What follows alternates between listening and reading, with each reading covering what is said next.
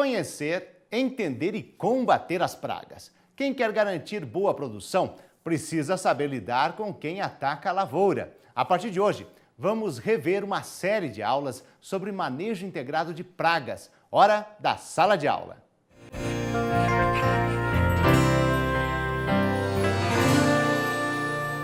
Então, bom dia. Nós vamos abordar neste curso um tema que é de extrema importância para o produtor rural, que é o manejo integrado de pragas. O manejo integrado, ele trata de uma série de ferramentas, de tecnologias que o produtor deve usar para garantir que, ao final da safra, ele tenha o resultado esperado quanto à produtividade da sua lavoura.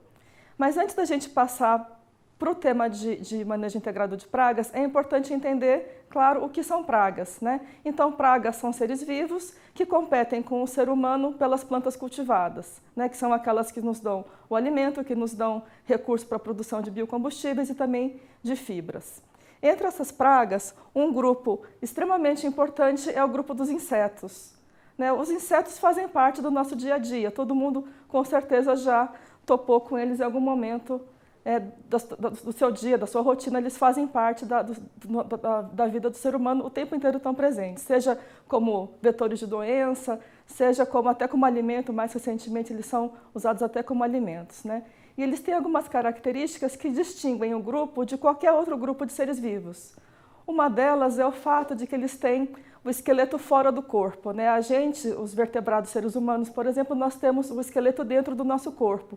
Os insetos não. Os insetos, eles têm como se fosse uma carapaça, né? que cobre todo o corpo deles, que dá a sustentação deles mecânica no ambiente. Então, essa é uma característica típica dos insetos e de outros grupos de animais também. Uma segunda característica é que, como eles têm o esqueleto para fora do corpo, para crescer eles têm que trocar de esqueleto, né? Então, eles passam por um processo que se chama de metamorfose. Essa metamorfose é uma sequência de fases, né, que o inseto passa desde o ovo até a fase adulta, e ele vai mudando de forma, por isso que se chama de metamorfose. E a terceira característica é que na fase adulta os insetos têm 6 patas, né, 3 pares de patas, que são os órgãos responsáveis pela locomoção. Alguns exemplos de insetos, né? São ovos de mariposa, né? Então é uma fase do ciclo de vida dos insetos. A outra fase nos insetos de metamorfose incompleta é a fase de ninfa. Então, nessa foto aqui são pequenos percevejos, são filhotinhos de percevejo, que são aqueles insetos, né, sugadores que retiram a seiva da planta. Mais um exemplo aqui, bem conhecido pelo produtor, é uma lagarta, né? A lagarta também é um inseto imaturo. Então, no caso, essa está alimentando de uma flor, né? Aqui eu coloquei essa foto para mostrar uma estrutura que é a crisálida, que é aquele casulinho das borboletas, que quando olha aquilo pode perguntar o que é. Aquilo também é um inseto. E daquela crisálida sai a borboleta ou sai a mariposa, que é a fase adulta dele.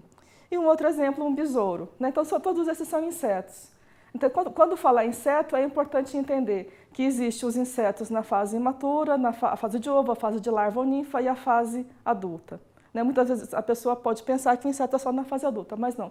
Todas essas fases do ciclo de vida fazem parte, né, da vida de um inseto no planeta Terra. Então, eles são extremamente diversificados, existem mais ou menos 1 milhão de espécies conhecidas de insetos no mundo hoje. E eles ocupam os mais diferentes ambientes, né? Desde as lavouras, as áreas de mata, eles são problemas como pragas urbanas também, formigas, baratas, cupins, o próprio pernilongo, né, que transmite doenças para o ser humano, moscas, todos esses são insetos, então são seres vivos com os quais a gente tem uma longa história de convivência no planeta, né? E eles são realmente uma das pragas mais importantes.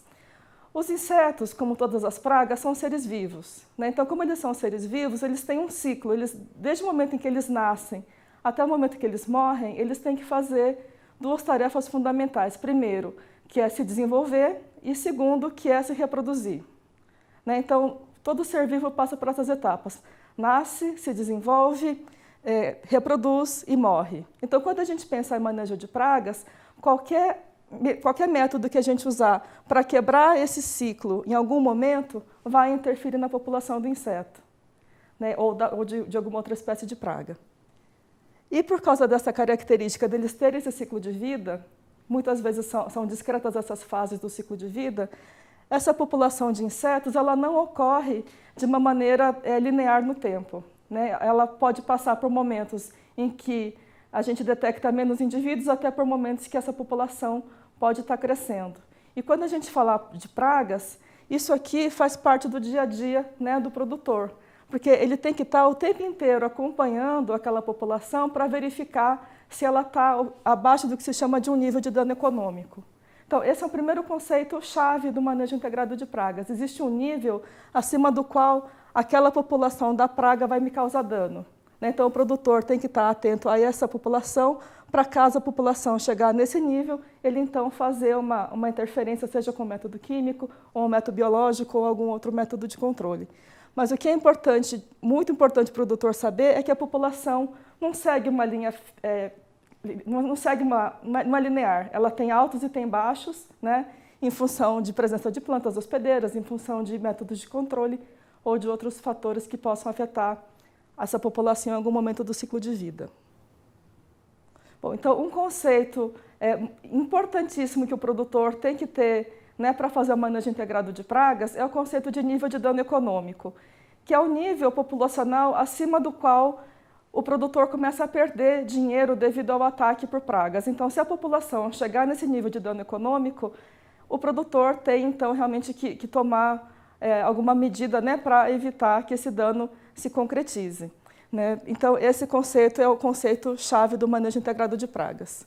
Um outro aspecto bastante importante sobre as pragas é que, se a gente olha uma lavoura assim de cima, a gente consegue identificar alguns locais onde tem manchas na lavoura. E essas manchas podem estar indicando que naquele lugar está tendo um ataque por pragas. Então, quando o produtor tem uma lavoura de, sei lá, dezenas ou centenas de hectares, ele tem que estar ciente disso, que a população de insetos ela não se distribui de maneira homogênea em toda a área. Vai ter alguns lugares que, por algum motivo, a população de inseto cresceu lá.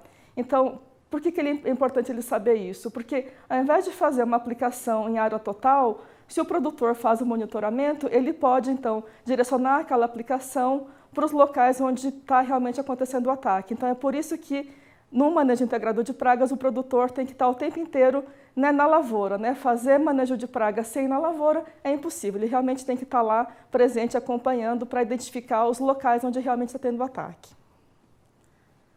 Então, a distribuição espacial, né, a população não se distribui de maneira homogênea, então o produtor tem realmente que ficar atento à sua lavoura como um todo e identificando aqueles locais onde está tendo manchas, né, de ataque por pragas para daí direcionar o seu controle. E por que ele vai fazer isso?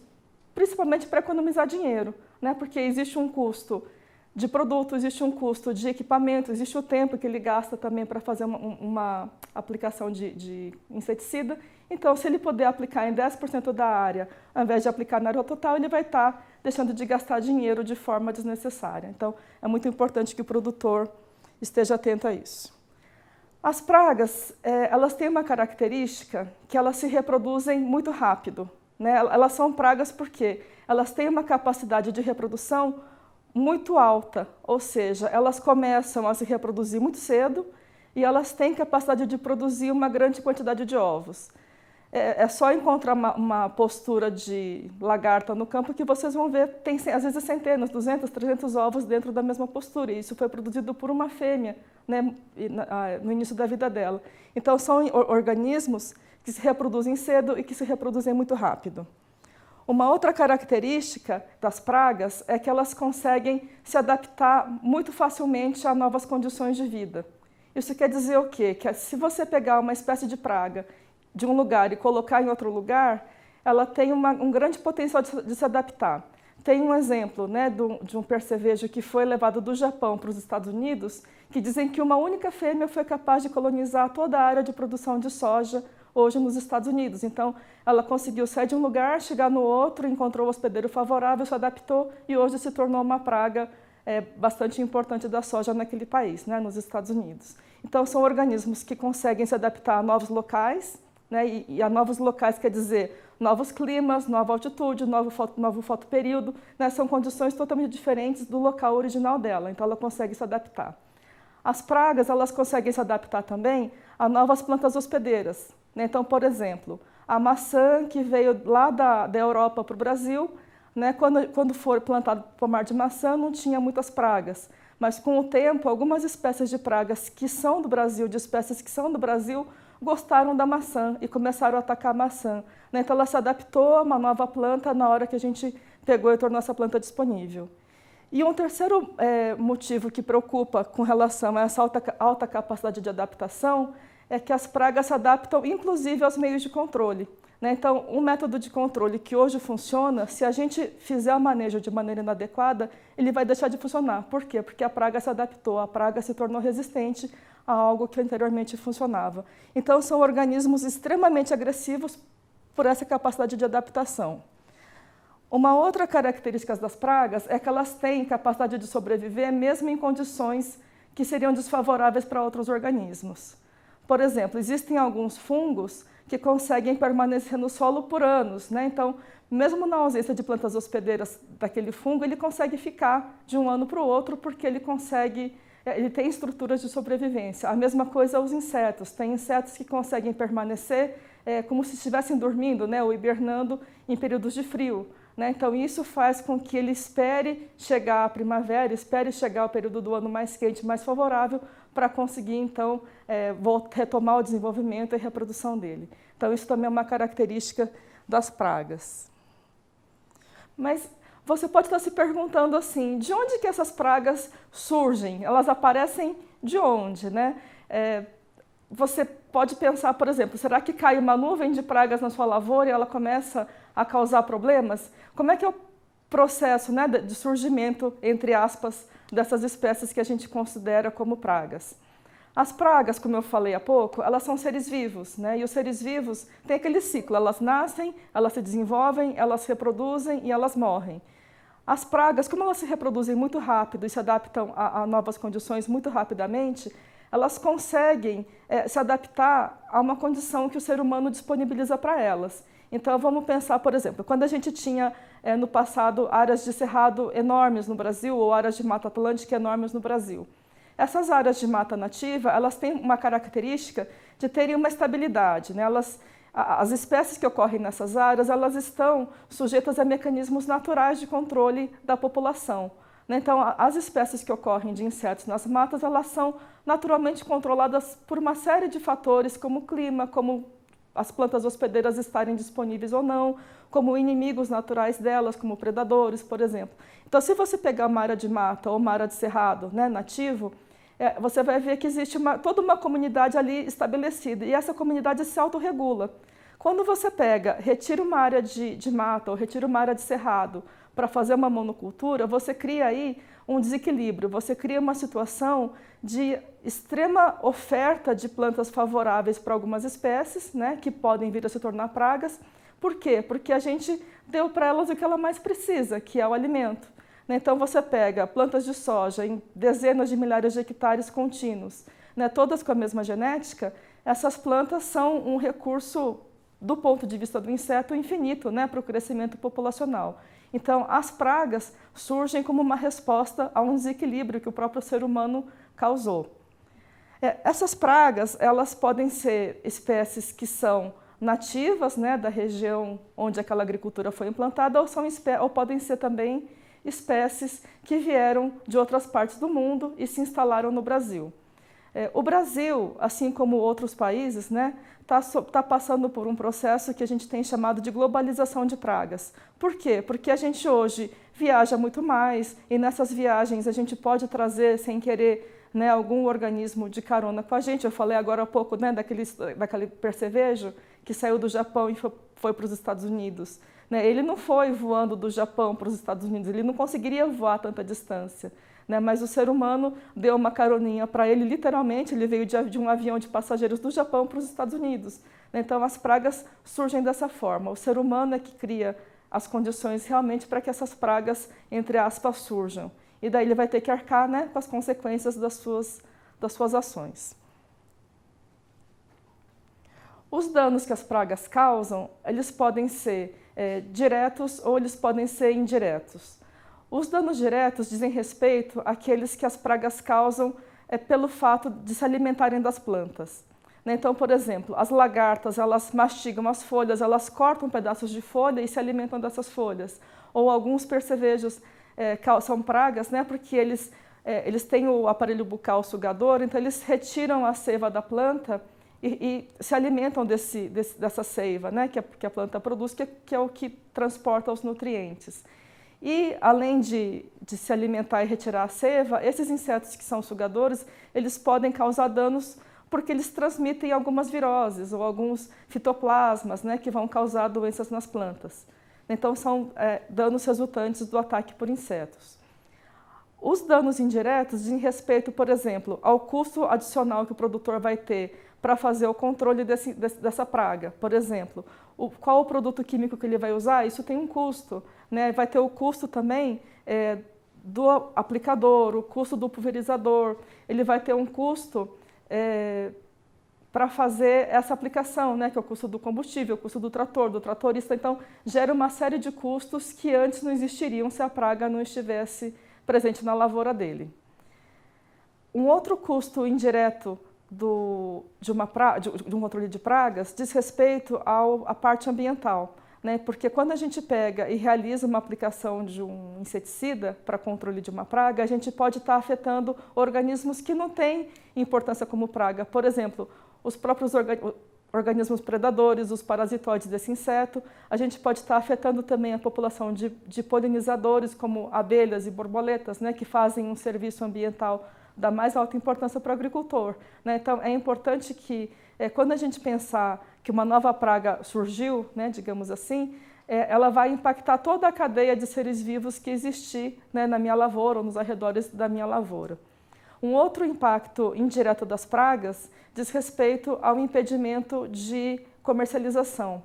Tem algumas pragas que, por elas ocorrerem no país, os países que importam produtos agrícolas do Brasil estabelecem medidas, né, para evitar que essas pragas saiam do Brasil e viajem para os outros países. Então, essas medidas fitossanitárias, elas têm por objetivo proteger, né, os outros países contra a disseminação de pragas. Um caso recente no Brasil, né, que levou à devolução de uma carga de mangas, que foi para o Chile, foi justamente uma praga, que é uma mosca, e essa mosca, ela ataca a fruta, e quando foi exportada essa fruta, ela tinha uma larvinha de mosca dentro, né, da fruta, né? Então, quando chegou no Chile, os fiscais olharam, perceberam a presença dessa mosca e devolveram a carga de manga. Então, a praga tem efeitos não só na lavoura diretamente, mas também no comércio internacional. Bom, a partir da próxima aula, a gente vai falar um pouco mais sobre quais são as pragas que atacam plantas cultivadas, né? Soja, milho, sorgo, trigo no Brasil. Vai falar também dos princípios do manejo integrado de pragas e dos organismos que são os inimigos naturais que mantêm essas pragas sob controle no Brasil.